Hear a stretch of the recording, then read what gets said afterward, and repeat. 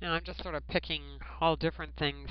Um, I'm maybe all over the place, but this here is a really good method of changing pictures into black and white if that's what you would like to do. Okay, we're going to do our Control J. We're going to go to this, oh gosh, what the heck do they call it? Anyway, the thingamadooey. And I'm going to click on Gradient Map this time. And it'll just pick any old one, but I'm going to pick this one right here.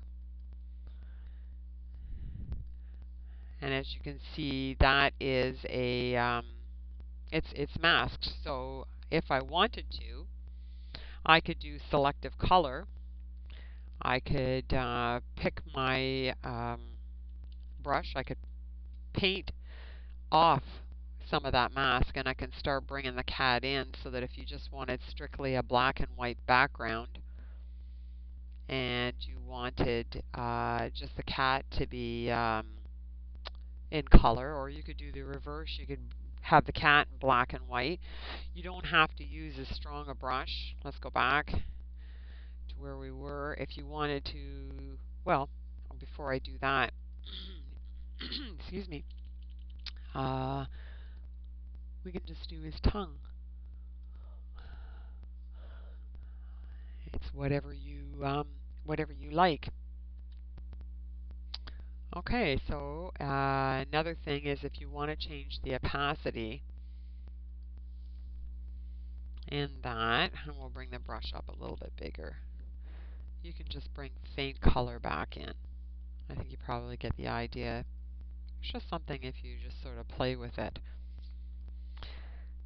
Okay, let's just go back to black and white. I'll just back up in the history. Now, sometimes I find that gradient map, now in this case it's not too bad, I find it a little bit on the contrasty side. So what I'll do is I bring up the hue and saturation window, and this is another way that people do black and white. So if I turn off this gradient map, that's the black and white issue, but it's a little bit washed out. Of course, turn that off, you come back to full color.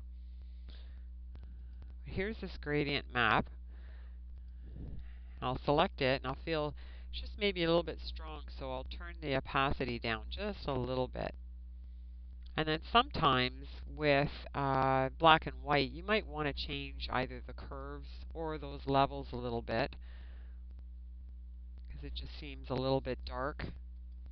And it's just a case of each picture being unique, and you can play with it. And then Control Shift E, and now you've got your picture in black and white.